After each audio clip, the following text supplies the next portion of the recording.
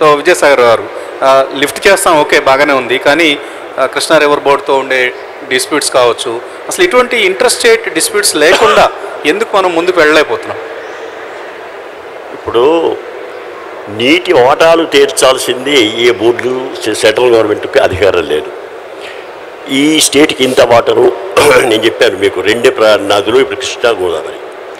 కృష్ణా నదిలో ఇప్పుడు మహారాష్ట్రకు 760 టీఎంసీల నీళ్లు ఉన్నాయి అనుకుందాం, ఒక 534 టీఎంసీలు ఏదో కర్ణాటకకు ఉందాం, జస్ట్ రివర్స్ రాజ్యం. మహారాష్ట్ర ఒక 534, 760 ఎన్నో వీళ్ళకి, ఎవరికి కర్ణాటకకు, మనకు 811, మనకంటే కంబైన్డ్ ఆంధ్రప్రదేశ్లో. ఇప్పుడు దీన్ని రీషెడ్యూలింగ్ చేసి ప్రాజెక్ట్ వైజ్ ఒక్కొక్క ప్రాజెక్టుకి ఎంత వాటర్ ఇవ్వాలి అనేది నిర్ణయించవలసింది ట్రిబ్యునల్స్. అంటే దాంట్లో సెంట్రల్ గవర్నమెంట్ నిర్ణయించలేదు, ఇటు ఆంధ్ర స్టేటు చేయలేదు, మనం చేయలేదు, మహారాష్ట్ర చేయలేదు. ఇప్పుడు ఆ పనిలో వాళ్ళు ఉన్నారు, ఎవరు? ట్రిబ్యునల్స్. ఒకసారి నీటి కేటాయింపులు జరిగిన తర్వాత, అంటే ఉదాహరణకి మనకు నాగార్జున సాగర్లో ఎడమకాలమేమో తెలంగాణలో ఉంది, మళ్ళీ కొంత దూరం పోయినాక మళ్ళీ ఆంధ్ర ఏరియాలో కూడా పోతుంది. అది కుడికాలో పూర్తిగా ఆంధ్ర ఏరియాలో ఉంది. ఇప్పుడు గత ప్రభుత్వాలు ఏదో అలాట్మెంట్ చేసుకునేది. ఇప్పుడు వీళ్ళు ఒకసారి ట్రిబ్యునల్ వాళ్ళు X quantity left side, Y quantity ఉంటే ఎక్స్ప్రెస్ వై టోటల్ క్వాంటిటీ వచ్చినప్పుడు ఎక్స్ క్వాంటిటీ తెలంగాణకు, వై క్వాంటిటీ ఆంధ్రాకు గేట్లు ఎత్తిపై మాత్రమే కృష్ణా రివర్ బోర్డు మేనేజ్మెంట్ చేస్తుంది. అంటే వాళ్ళ దగ్గర ఉన్నటువంటి తీర్పు, ట్రిబ్యునల్ తీర్పును అనుసరించి ఎవరికి ఎంత నీళ్లు వదలాలి అది రెండు రాష్ట్రాల అంగీకారం తీసుకుంటుంది. బాబు నీకున్నది మొత్తం 100 టీఎంసీల నీళ్లు, ఈ నెలలో ఎంత వదలమంటావు? 10 కావాలా, 15 కావాలా? అలాగే ఆంధ్ర సైడ్లో కూడా ఎంత కావాలి అంటే కృష్ణా రివర్ బోర్డు కానీ అటు గోదావరి రివర్ బోర్డు కానీ వాళ్ళు నీటి హక్కుని ఏ రాష్ట్రానికి కానీ ఏ ప్రాజెక్టుకి ఎంత అని నిర్ణయించే అధికారం వాళ్ళకు లేదు. అయితే ట్రిబ్యునల్ నిర్ణయించాలి. ట్రిబ్యునల్ నిర్ణయం రానంత వరకు ఇరు రాష్ట్రాలు పరస్పరం అంగీకారంతో ఆమోదంతో తెలుసుకోవాలి. ఇప్పుడు దురదృష్టవశాత్తు ఏమైపోయిందంటే ఆంధ్రప్రదేశ్ రాష్ట్రంలో ఉండి ఇది విడిపోయింది కాబట్టి ఆంధ్ర రాష్ట్రం అనేది ఇదివరకు ఆంధ్రప్రదేశ్ రాష్ట్రంలో వాళ్ళు అత్యధిక మెజార్టీలో ఉండటం వల్లనేమి, పవర్లో ఉండటం వల్లనేమి కొన్ని నీళ్లు తెలంగాణకు సంబంధించిన నీళ్లు అధికంగా వాళ్ళు వాడుకుంటున్నారు అనే ఒక అదే కారణం కదా నీళ్లు నిధులు నియామకాల్లో కొట్లాడింది. ఈవేళ అది కుదిరే పరిస్థితులు లేదు. అంటే ప్రధానికి తెలంగాణ అబ్జెక్ట్ చేస్తుంది. ఇప్పుడు భోగిరెడ్డి పాడు అని ఒకటి అనధికారమైనటువంటి ప్రాజెక్టు అది గేట్, అది యాక్చువల్గా అందులోంచి నీళ్లు పోతాయి. ఆ నీళ్లు మీకు పోవడానికి మీకు అధికారమే లేదు, ఎట్లా నీళ్ళు తీసుకుపోతున్నారు అనేది తెలంగాణ వాళ్ళు అంటారు. సరే ఇప్పుడు దాన్ని ఏదో షెడ్యూల్లో పెట్టారనుకోండి, ఈవెన్ అదర్వైజ్ ఆల్సో ఇంతవరకు దానికి అలాట్మెంట్ లేదు, ట్రిబ్యునల్ చేయలేదు. అంచేత వాళ్ళు ఇటువైపు తీసుకపోతే మేము తీసుకుపోతాం అంటే రోజు రోజుకు ఏమవుతుందంటే చిల్లర వల్లర గొడవ అవుతుందని మీరు పేపర్లు చూస్తూనే ఉన్నారు. కానీ ఇవన్నీ తాత్కాలికం, సర్దుబాటు అవుతుంది. మోస్ట్ ఇంపార్టెంట్ ఏంటంటే ఒక తెలుగు రాష్ట్రాలే కాదు, ఇరుగు పొరుగున మహారాష్ట్ర, కర్ణాటక, ఒరిస్సా అందరితో కూడా మన సఖ్యంగా ఉంటే తప్ప మనకి శాంతి ఉండదు, అవతల మనకి శాంతి ఉండదు. అందుకని మేము మొదటి నుంచి మా ముఖ్యమంత్రి గారు ఇచ్చి పుచ్చుకునే ధోరణిలో మీరు కొన్ని నీళ్ళు తీసుకుందాం, మేము కొన్ని తీసుకుందాం, అంతేగాని మాకే కావాలి మీ మాకు కావాలి అనేటువంటి ఎవరు చేసినా కూడా అది కుదరదు అని మహారాష్ట్రతో కూడా మేము అంతకుముందు ప్రాణహిత చేవేళ్ల ప్రాజెక్టు మీద గత 8 సంవత్సరాలుగా వాళ్ళు పెద్ద అంకుశం పెట్టారు. మమ్మల్ని అడగకుండా మీరు అంత 152 మీటర్ల మీద మీరు ఫలానా బ్యారేజ్ కడుతున్నారు, మేము అంగీకరించాం. ఇక్కడ మన వాళ్ళు కాలువలు కూడా కుట్టుపోయారు, అసలు బ్యారేజ్ దగ్గరే మోక్షం లేదు. అటువంటిది ఇప్పుడు మనం ఏం చేశామంటే ప్రభుత్వం రాగానే ఇద్దరు ముఖ్యమంత్రులు వచ్చి కూర్చొని వాళ్లకు బాబు మాకు మీ హైట్ అయితే మాకు ముంపు ఉంటుంది తగ్గించమంటే మన ముఖ్యమంత్రి గారు దానికి వెంటనే ఒప్పుకొని వాళ్ళను ఒప్పించి మెప్పించి కార్యక్రమాలు మొదలుపెడుతున్నాం. మహారాష్ట్రతోనే సాధ్యమవుతున్నప్పుడు కర్ణాటకలో సాధ్యమవుతుంది, పక్కన తెలుగు రాష్ట్రంతో ఎందుకు సాధ్యం కాదు అంటే కొంచెం ఓపెన్ మైండ్తో ఇరు రాష్ట్రాలు వచ్చి కూర్చుంటే తప్పకుండా సాధ్యమవుతుంది. ఇప్పుడు ఉన్న చిల్లర గొడవలన్నీ తాత్కాలికం, సద్దుమణిగిపోతాయి. ఆ తర్వాత కృష్ణా రివర్ ఒకసారి ఎంత వాటాలన్నీ పరిష్కారం అయిపోయినాక ఇక మన చేతిలో ఉండదు, మనం పూర్తిగా బోర్డు చేతిలో పెడతాం. బోర్డు ఎట్లా నిర్ణయిస్తే వాళ్ళు ఆ రకంగా నిలుస్తారు. అది అంటే ప్రస్తుతం ఉన్న పరిస్థితి మీకు వివరించి చెప్పాను.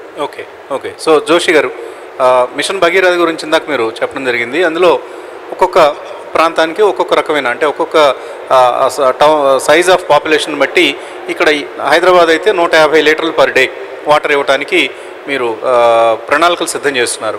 అలాగే చిన్న పట్టణాల్లో 130 లీటర్లు, ఇంకా చిన్నది అయితే 100 లీటర్లు అనుకుంటాను, కరెక్ట్గా గుర్తులేదు నాకు. సో ఇటువంటి ప్లాన్ మీరు తీసుకొని ముందుకు వెళ్తున్నారు మిషన్ భగీరథలో. సో ఎంతవరకు వచ్చింది ఆ ప్లాన్? అన్ని ప్రాంతాలకి ఎప్పటిలోగా మీరు ఈ స్కీమ్ని ఓకే మీరు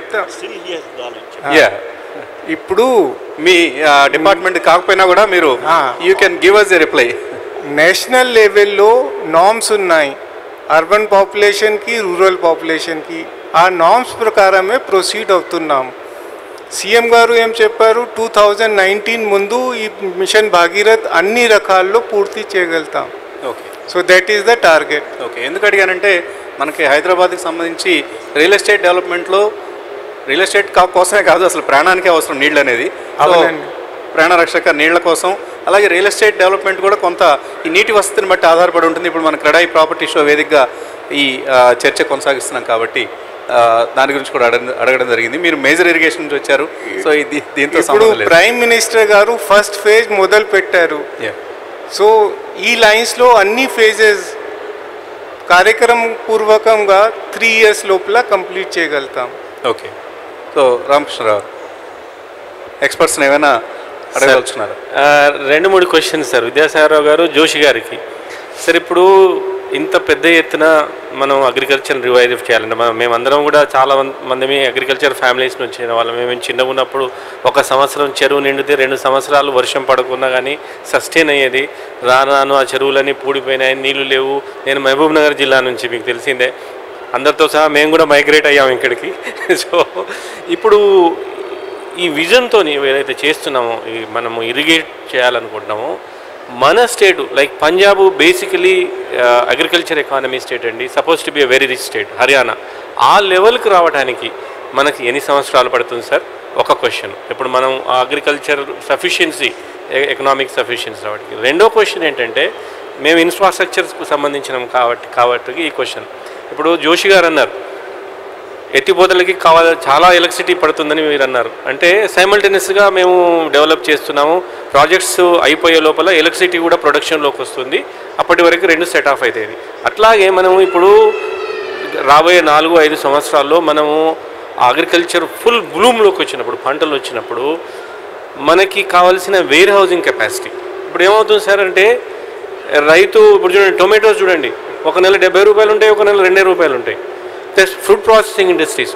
అట్లాగే అవి కూడా మనం సైమల్టేనియస్గా ప్లాన్ చేస్తే ఏమవుతుందంటే, మీరు పంటలు పండించినా కూడా అవి బాగా చేతికి వచ్చినప్పుడు ఉపయోగం లేకుండా అయిపోతాయి సార్, మార్కెట్ కండిషన్స్ బట్టి.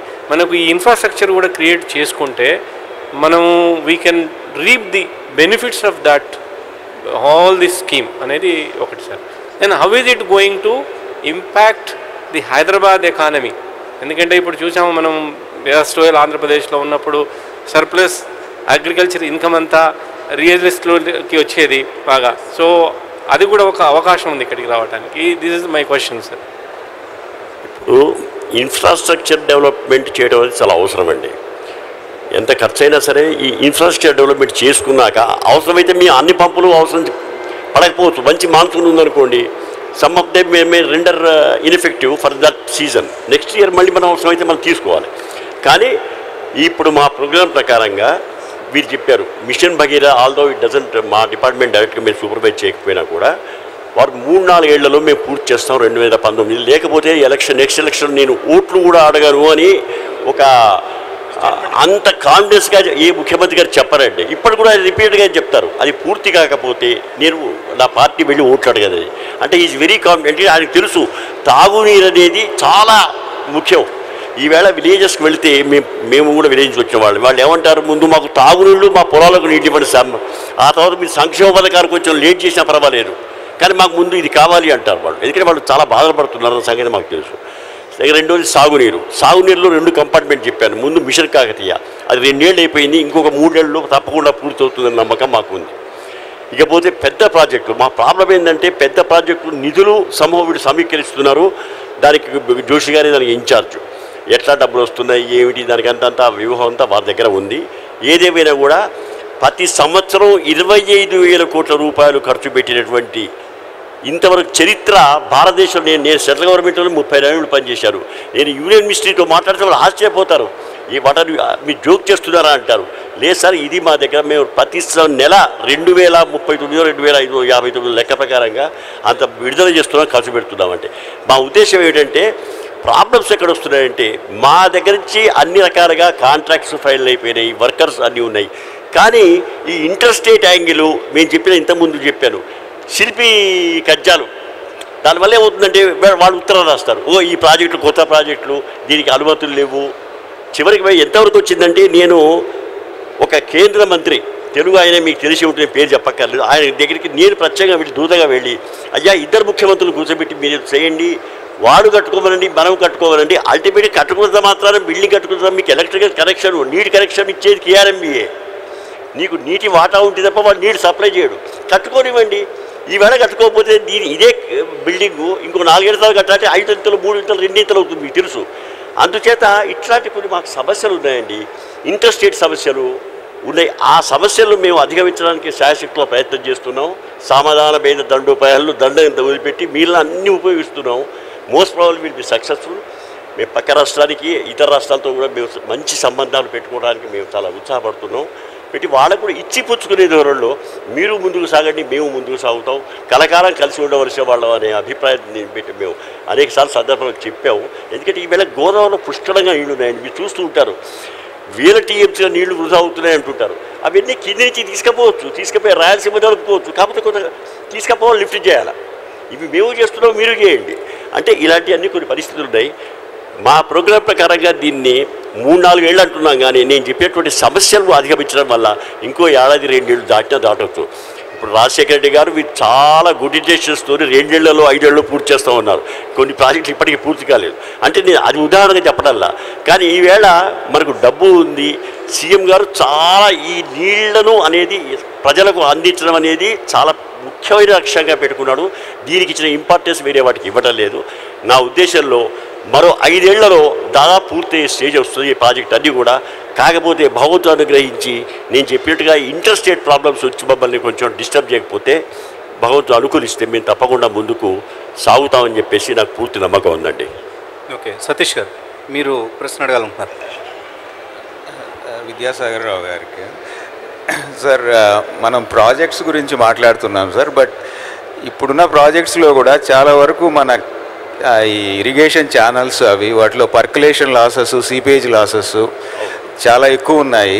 దీనివల్ల జరిగే నీటి నష్టం నివారించడానికి మనం కొత్తగా తలపెడుతున్న వాటిలో ఏమైనా కొత్త టెక్నాలజీస్ వాడి కానీ వీటిని తగ్గించడానికి ఏమైనా ఇవి కల్పిస్తున్నారా అని? సతీష్ గారు మీరు చాలా ఇంపార్టెంట్ ప్రశ్న వేశారు. ఈ వేళ మనకు ఇరిగేషన్ కన్వెన్షనల్గా ఇప్పుడు జరుగుతున్న దాంట్లో 55% లాసెస్ ఉన్నాయండి. అంటే 100 టీఎంసీలు అంటే 100 యూనిట్ల నీరు సప్లై చేస్తే అవి వాడుకునేది 40-45. అందుచేత ఇంత వాటర్ వేస్టేజ్ ఎందుకంటే ఫీల్డ్ సీపేజ్ లాసెస్ ఉన్నాయి, ఎవాపరేషన్ ఉన్నాయి, ఇంకా అనేక రకమైనటువంటి లాసెస్ ఉన్నాయి. దీన్ని కంట్రోల్ చేయడానికి ఈవేళ కొత్త సిస్టమ్ డిస్ట్రిబ్యూషన్ సిస్టంలో పైపు డిస్ట్రిబ్యూషన్ వచ్చింది. అది మధ్యప్రదేశ్లో, మహారాష్ట్రలో ప్రయోగాత్మకంగా 2-3 చోట్ల మొదలుపెట్టారు. మేము చూసి వచ్చి దాన్ని అమలు చేసినట్టయితే కొంచెం కాస్ట్ అవుతుంది, ఇనిషియల్ కాస్ట్ అయితే అవుతుంది. అంటే మీకు ఇక్కడ కూడా ల్యాండ్ ఎక్స్కవేషన్ అవన్నీ చేస్తే అంత అవుతుంది అనుకోండి. బట్ అక్కడ దానికి మళ్ళీ మీకు స్పేస్తో కంట్రోల్ చేయడం, రిమోట్ సెన్సింగ్తో ఎక్కడ ఎట్లయితే మన సిటీలో ఎక్కడ లీకేజెస్ ఉంటే పట్టుకోవడానికి మనకు టెక్నాలజీ, అదే టెక్నాలజీతో ఎక్కడ అవసరం నీళ్ళు లేకపోతే అక్కడ ఆపేయటం, అంటే ఆటోమేటిక్ సెన్సార్ సిస్టమ్తో ఈ గొట్లతో కంప్లీట్గా పైప్డ్ సప్లైతో మీరు చేయాలని చెప్పేసి మేము కొన్ని ప్రాజెక్టులో స్టార్ట్ చేశాం. అంటే మేము ముఖ్యంగా మేము ఆదిలాబాద్ జిల్లాలో కొత్తగా తీసుకునేటువంటి ప్రాజెక్టులో ఈ పైప్ సిస్టమ్ మేము ఇంట్రడ్యూస్ చేసాం. అంచేత తప్పకుండా ఇది కొత్త టెక్నాలజీ ఉపయోగించవలసిన తరుణం ఉన్నది. లేకపోతే ఇంత కాస్ట్ మనతో తీసుకొచ్చే నీళ్లను మనం వృధాగా పోలిస్తే అది క్షంతవ్యం కాదు. అదేవిధంగా ఈ సూక్ష్మ సేద్యం అనేది, స్ప్రింక్లర్ ఇరిగేషన్ అనేది, డ్రిప్ ఇరిగేషన్ అనేది, ఇట్లా కొత్త టెక్నాలజీ కొత్తవి కావు, కానీ అవి కేవలం ఉద్యానవనాలకు, పంటలకు, మన పళ్ళు తోటలకు వీటికే ఉపయోగిస్తున్నారు. కానీ మేజర్ క్రాప్స్కి ఉపయోగించట్లా. దాన్ని కూడా ఉపయోగించడానికి చాలా పరిశోధనలు జరుగుతున్నాయి. అది కూడా వచ్చినట్టయితే మనం ఇప్పుడు ఒక యూనిట్లో 10,000 ఎకరాలు బదులు అప్పుడు 15,000 ఎకరాల దాకా, 20,000 ఎకరాల దాకా అంటే నీటిని పొదుపుగా వాడుకునేటువంటి అవకాశం ఉంటుంది. మీరు చెప్పిన సలహాల్లో అది మేము తప్పకుండా ప్రయత్నం చేస్తున్నామండి. అలాగే ఈ మధ్య ఇస్రోతో కూడా తెలంగాణ ప్రభుత్వం ఒక ఒప్పందం కుదుర్చుకుంది. ఇస్రో గురించి మా జోషి గారు బాగా చెప్తారు. సో ఇస్రోతో మనం కుదుర్చుకున్న ఒప్పందం అంటే వాటర్ని ఎంత ఎఫిషియెంట్గా మనం వాడుకోగలం అన్న దానికి ఎంత మేరకు ఉపయోగపడుతుంది? ఇస్రో అంటే Telangana first state in the country to use satellite technology for water resource management. మొన్న ఇస్రో చైర్మన్ గారు వచ్చినప్పుడు MOU కూడా సంతకం అయింది. ఆ MOU ప్రకారం ఇస్రో అంటే మనకి మొత్తం సూచనలు ఇన్ఫర్మేషన్లు ఇస్తారు. ఆ పబ్లిక్ డొమైన్లో కూడా పెట్టుకుంటాం, తర్వాత ఆఫీషియల్ లెవెల్లో కూడా వాడుకుంటాం. Integrated system of information. So it is also part of our efforts towards బంగారు తెలంగాణ. ఇస్రో, IITs, టెక్నాలజీస్, మొన్న లిడార్ టెక్నాలజీతో మొత్తం సర్వే చేసాము. 50 సెంటీమీటర్ దాకా ఇన్ఫర్మేషన్ వస్తుంది మనకి correct. So technology is a very big part of our efforts. Management, professionalism, technology. So దీనికంటే గతంలో చేసిన ఎఫర్ట్ కంటే ఎక్కువగా టెక్నాలజీ వాడుకుంటున్నాము. Okay sir. So Haritha Telangana and then Bangaru Telangana. Yes sir. So Rajeshwar garu. Sir నాది క్వశ్చన్ కన్నా అబ్జర్వేషన్ చెప్తానండి. అసలు రియల్ ఎస్టేట్కు ఊతం ఏది ఇస్తుంది? ఒకటేమో ఇండస్ట్రీ, రెండోదేమో IT, మూడోదేమో అగ్రికల్చర్. ఈ 3 ఆయుపట్టు మా ఇండస్ట్రీకి. గవర్నమెంట్ నిజంగా ఎంత బాగా పనిచేస్తుందంటే, నేను చిన్నప్పుడు నా ఇన్సిడెంట్ చెప్తానండి. I'm from Warangal district. మా డిస్టిక్ మొత్తం గొలుసు చెరువులు ఉంటాయి. 1982లో వరంగల్లో ఫ్లడ్స్ వచ్చినాయి 3 days. కెన్ యూ ఇమాజిన్ అండి? ఫ్లడ్స్ ఇన్ వరంగల్, జనగాం డిస్టిక్లో. డిస్టిక్ అని వచ్చేసింది. మీరు అనౌన్స్ చేయట్లేదు కానీ డిస్టిక్ అని వచ్చేసింది. చేయాలని కోరిక. జనగాం తాలూకాలో ఫ్లడ్స్ వచ్చినాయండి. అంటే ఎంత వాటర్ ఉంది. నిజంగా మన కేసీఆర్ గారు ఎంత విజన్ అంటే, ఫస్ట్ మీరు నదులలో కేటాయింపులు, ఆ కేటాయింపులను లిఫ్ట్ ఇరిగేషన్ ద్వారా తీసుకోవాలంటే గొడవలు, పవర్ కావాలి, ఖర్చు కావాలి. ఇదంతా ఒక ఎత్తు జరుగుతూ ఉంది. బట్ రూరల్ ఎకానమీ డెవలప్ కావాలంటే ఈ పీరియడ్లో మనం ఏం చేయాలి? మన చెరువును నిలబెట్టుకోవాలి. మన ఊరు చెరువే మన ఎకానమీ, విలేజ్ ఎకానమీని తీసుకొస్తుంది. ఒక్క చెరువులో నీళ్ళు వస్తే అగ్రికల్చర్ డెవలప్ అవుతుంది, మత్స్య సంపద డెవలప్ అవుతుంది, దాంతోపాటు పాడి పరిశ్రమ డెవలప్ అవుతుంది, దాంతోపాటు చేతి వృత్తులు డెవలప్ అవుతాయి. వీటన్నిటికన్నా ఊరిలో ఆత్మగౌరవం పెరుగుద్ది. పారిపోవలసిన అవసరం లేదు ఊరి నుండి. ఎంత గొప్పదండి అది. అది పునాది, మన తెలంగాణకు అది పునాది. అది పట్టుకున్నాడు మన KCR garu. Hats up to him really. దాంతోనేనండి నా ఇండస్ట్రీకి డబ్బు వస్తుంది. అక్కడి నుంచే TQకు రైస్ మిల్స్ కానీ, జిన్నింగ్ మిల్స్ కానీ, ఏ మిల్లు కానీ నడుస్తుంది. ఆ మిల్లుల నుంచే నాకు డబ్బు వస్తుంది, నా ఇండస్ట్రీకి డబ్బు వస్తుందండి. మీ నిధులు, మీ నియామకాలు ఇదంతా డిస్ప్యూట్తో కూడుకున్నది. టైం పోతుండొచ్చు, టైం పడుతుండొచ్చు, కానీ నన్ను ఇమీడియట్గా నా బంగారు తెలంగాణను ఆదుకునేది నా చెరువే. ఆ చెరువు నుంచే నా ఆత్మగౌరవం పెరుగుతుంది. అది నిజంగా నా సజెషన్. నిజంగా హరీష్ రావు గారు చాలాసార్లు అన్నారు, ఇంజనీరింగ్ స్టాఫ్ తక్కువ ఉంది, నిజంగా డెవలప్ చేయలేకపోతున్నాం, బాగా కష్టమవుతుంది ఇన్ని చెరువులు ఒక్కటేసారి చేయాలంటే. మీరు నిజంగా మేజర్ ప్రాజెక్ట్స్ మీద ఎంతైతే ఇంజనీరింగ్ ఖర్చు పెడుతున్నారో దీని మీద కూడా, ఈ కాకతీయ మీద కూడా, మిషన్ కాకతీయ మీద కూడా పెడితే అది తొందరగా మనకు ఫ్రూట్స్ ఇస్తుంది, మన ఎకానమీని డెవలప్ చేస్తుంది. దాని మీద మీరు కొంచెం కాన్సన్ట్రేట్ చేసి, కొంచెం ఎక్కువ వర్క్ చేసి అది నిలబెడితే మన తర్వాత మీరు నియామకాల గురించి అడుగుతున్నారు. నిధులు, మన నీళ్ళ గురించి. అసలు మీరు పైనుంచి వచ్చిన వాటర్ ఎంత సెలెక్ట్ చేసుకుంటాం, ఎంత తీసుకుంటాం అనేది క్వశ్చన్ కాదు. అసలు నా దగ్గర వర్షం పడ్డది, నేను వాడుకోవట్లేదు, అది మిషన్ కాకతీయ. నా నీళ్ళని నేను వాడుకుంటున్నాను. కిందికి పోవడం, ఇన్నిసార్లు వర్షాలు పడితే కిందికి వెళ్ళిపోతున్నాయి, కానీ నాది నేను పట్టుకోలేదు, నాన్ననేది ఆపుకోలేదు. ఇప్పుడు ఆపుకుంటున్నాం. అది తొందరగా చేస్తే తొందరగా డెవలప్ అవుద్ది బంగారు తెలంగాణ. సో మనకున్న క్యాచ్మెంట్ ఏరియాను మనం సమర్థవంతంగా వాడుకున్నప్పుడు ఈ ప్రాబ్లమ్స్ని మనం సాల్వ్ చేసుకోగలుగుతాం.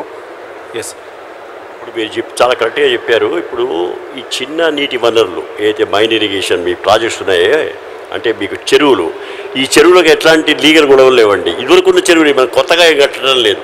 అంటే ఇదివరకున్న చెరువు ఒక సాసర్లాగా ఉండేది, అది ఇప్పుడు ఒక కప్పులాగా ఉండేది. ఆ కప్పు పోయి సాసర్ అయిపోయింది. ఇప్పుడు అల్లో దాన్ని పట్టించుకునే వాళ్ళు లేక, ఆ రిమ్లో బండి లేక, మొత్తం సిల్ట్ అంతా దాని డిపాజిట్ అయిపోయి అవన్నీ తీసేసి మళ్ళీ ఒరిజినల్ షేప్లో మనం తీసుకోవడానికి ప్రయత్నం చేస్తున్నాం. అంచేత దీనికి ఎట్లాంటి ఇంట్రెస్టెడ్ గొడవలు లేవు. అందుచేత దీన్ని మనం అభివృద్ధి చేసుకోవడం వల్ల వారు చెప్పినట్టుగా రూరల్ ఎకానమీ బాగుపడుతుంది.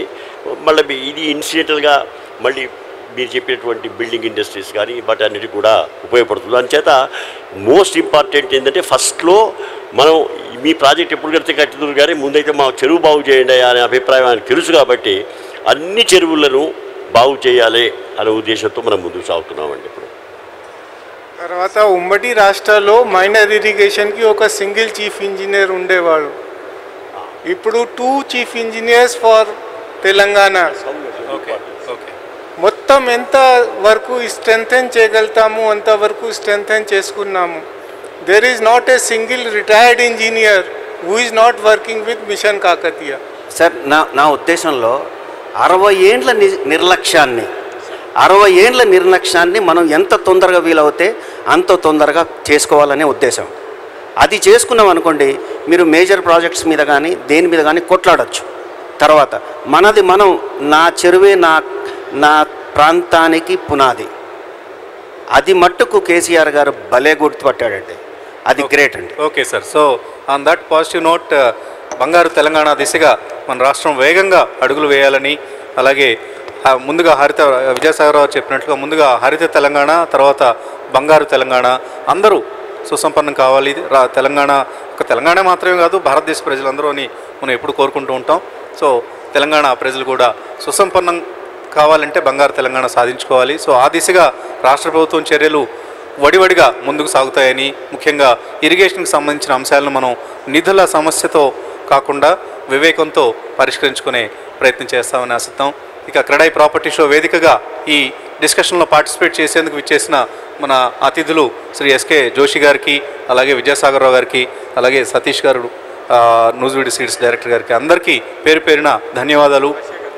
ఈ కార్యక్రమాన్ని TV5 ద్వారా ప్రత్యక్షంగా ప్రసారాల ద్వారా చూస్తున్న అందరికీ కూడా ఈ వేదిక నుంచి ప్రస్తుతానికి వీడ్కోలు పలుకుతున్నాం. మళ్ళీ రేపటి ప్రత్యేక చర్చ కార్యక్రమంలో మళ్ళీ కలుద్దాం. Keep watching TV5. హరిత తెలంగాణ దిశగా హరిత మెమోంటోని ఇస్తున్నారు క్రెడాయి ప్రతినిధులు జోషి గారికి, అలాగే విజయసాగరరావు గారికి.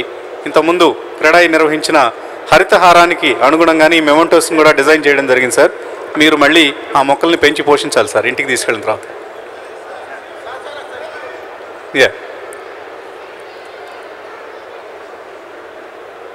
సో సతీష్ గారికి కూడా ఐ థింక్ దీనిలో నీళ్లు